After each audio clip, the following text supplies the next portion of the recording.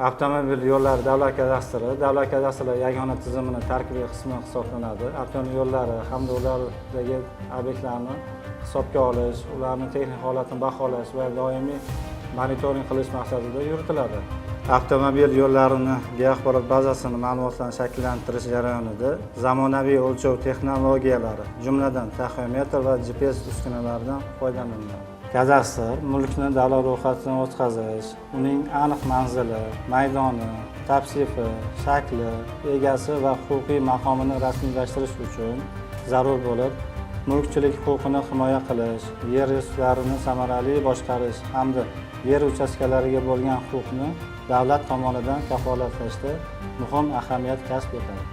Shuningdek, avtomobil yo'llari davlat kadastri tizimining yuritilishida avtomobil yo'llari joylashgan yer uchastkalariga doimiy foydalanish huquqlarini davlat ro'yxatidan o'tkazilishini tashkil etish asosiy vazifalardan hisoblanadi.